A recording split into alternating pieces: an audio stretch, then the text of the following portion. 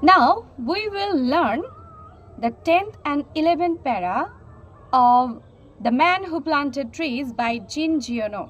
চলো এবার আমরা পড়তে চলেছি 10 এবং 11 নম্বর paragraph The Man Who Planted Trees এর। He told me that for 3 years now he had been planting trees in this solitary way.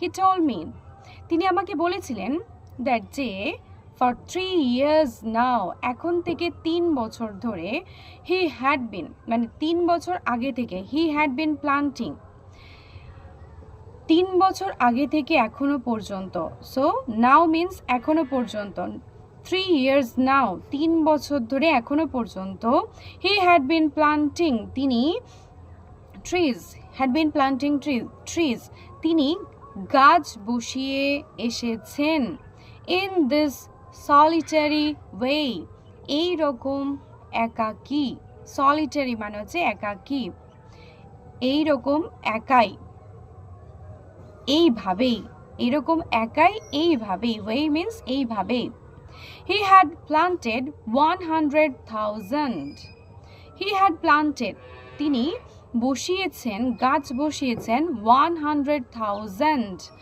মানে 100,000 100,000 মানে কত না 1 lakh 1 lakh one of these 100,000 20,000 had come up one of these 100,000 এই 100,000 মধ্যে মানে এই 1 লাখ গাছের মধ্যে 20,000 had come up 20,000 গাছ হয়েছে অর্থাৎ বেড়ে উঠেছে come up মানে বেড়ে উঠেছে তিনি লাগিয়েছিলেন 1 লাখ কিন্তু বেড়ে উঠেছে কত না 20,000 10th প্যারাগ্রাফে ইম্পর্টেন্ট ওয়ার্ডস এর মধ্যে কি আছে না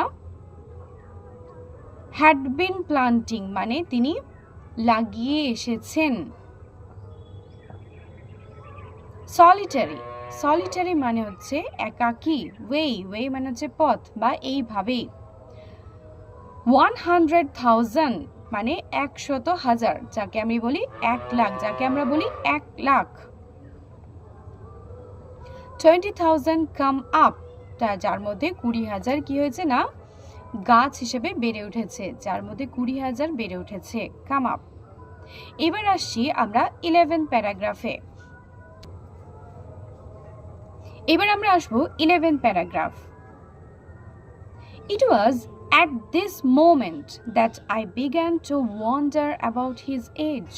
It was at this moment. এটা ছিল ঠিক সেই মুহূর্ত that যে মুহূর্তে I began আমি শুরু করেছিলাম to wonder খুঁজতে about his age তার বয়স ঠিক কত এটা খুঁজতে শুরু করেছিলাম He was clearly more than 50. তিনি ছিলেন ক্লিয়ারলি স্পষ্টভাবে more than 50 50 বেশি বয়সী 55 He told me 55 বছর He told me তিনি আমাকে বলেছিলেন His name was Elgierd Bouvier তার নাম কি Elgierd Bouvier তার নাম ছিল Elgierd Bouvier He had owned a farm in the plains. তার ছিল তার ছিল একটি খামার in the plains সমতলে where he lived most of his life where he lived যেখানে তিনি বাস করেছেন অর্থাৎ কাটিয়েছেন most of his life তার জীবনের বেশিরভাগ সময়টা He had lost his only son. তিনি হারিয়েছিলেন his only son তার একমাত্র ছেলেকে পুত্রকে and then his wife এবং তারপরে তার স্ত্রীকেও He had retired into this solitude. He had retired মানে হচ্ছে তিনি অবসর নিয়েছিলেন in this solitude এই একাকিত্বে অর্থাৎ নির্জনতায় নিজেকে নিজেই অবসর নিয়েছিলেন অর্থাৎ এখানে তিনি এই নির্জনতার মধ্যে চলে এসেছিলেন where he took pleasure in living slowly, যেখানে তিনি আনন্দ পেতেন। where he took pleasure, pleasure মানে হচ্ছে কি আনন্দ, ইন লিভিং স্লোলি, এই ধীর গতিতে বা জীবনের মধ্যে গতিহীনভাবে থাকতে। With his flock of sheep and his dog, তার ভেড়ার পাল এবং তার কুকুরের সাথে। He had concluded that this country was dying for lack of trees.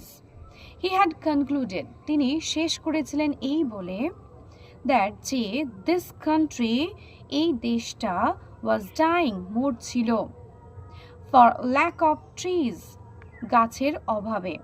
He added that, তিনি এর সাথে আরো যোগ করলেন যে having nothing more important to do, having nothing, কিছু না থাকায়, more important, বেশি গুরুত্বপূর্ণ কিছু না থাকায়, to do, কাজ করার জন্য, অর্থাৎ তার কাছে কাজ করার জন্য বেশি গুরুত্বপূর্ণ কিছু না থাকায়, he had resolved to remedy the situation. He had resolved, তিনি মনস্থির করেছিলেন, to remedy the situation, এই পরিস্থিতিটাকে কি করতে, না পরিস্থিতিটা কিছু প্রতিকার করতে। রিমেডি মিন্স প্রতিকার করা। টু রেমেডি দ্য সিচুয়েশন মানে এই পরিস্থিতিটার কিছু প্রতিকার করা, অর্থাৎ এই পরিস্থিতিটাকে কিভাবে ঠিক করা যায় তার কিছু উপায় বের করা। 11 প্যারাগ্রাফে ইম্পর্টেন্ট ওয়ার্ডগুলোর মধ্যে কি আছে? মোমেন্ট, মোমেন্ট মানে হচ্ছে মুহূর্ত। ওয়ান্ডার, ওয়ান্ডার মানে হচ্ছে খোঁজা, ওয়ান্ডার মানে হচ্ছে খোঁজা। ক্লিয়ারলি, ক্লিয়ারলি মানে হচ্ছে পরিষ্কারভাবে। ওন্ড, ওন মানে হচ্ছে অধিকার, ওন্ড মানে তার ছিল। প্লেইনস মানে সমতল, প্লেন মানে সমতল। Lived most of his life, তার জীবনের বেশিরভাগ সময়। সলিটিউড, সলিটিউড মানে হচ্ছে নির্জনতা। রিটায়ার্ড মানে অবসর নেওয়া, অবসর নিয়েছিল। প্লেজার, প্লেজার মানে হচ্ছে আনন্দ। স্লোলি মানে ধীরে ধীরে, স্লোলি মানে ধীরে ধীরে। Flock of sheep, flock of sheep মানে ভেড়ার দল বা ভেড়ার পালকে বলা হয়। কনক্লুডেড, কনক্লুড মানে শেষ করা, কনক্লুডেড শেষ করেছিল। কান্ট্রি, কান্ট্রি মানে হচ্ছে দেশ। অ্যাডেড, অ্যাড মানে সংযোজন, অ্যাডেড সংযুক্ত করেছিল। ইম্পর্টেন্ট মানে গুরুত্বপূর্ণ। নাথিং মানে কোনো কিছুই নয়। মোর ইম্পর্টেন্ট মানে হচ্ছে অধিকতর বেশি গুরুত্বপূর্ণ। রিজলভড, রিজলভ মানে হচ্ছে মনস্থির করা। রেমেডি, রেমেডি মানে হচ্ছে প্রতিকার, মানে কোনো কিছু বিপদ বা কোনো কিছু খারাপ পরিস্থিতি থেকে বেরিয়ে আসার যে উপায় তাকে বলা হয় রেমেডি। সিচুয়েশন, সিচুয়েশন মানে হচ্ছে পরিস্থিতি। এই ছিল আমাদের 10th এবং 11th প্যারাগ্রাফ। এখানে যদি কোনো প্রশ্ন থাকে তাহলে তোমরা অবশ্যই কমেন্টে জিজ্ঞাসা করতে পারো। Thank you.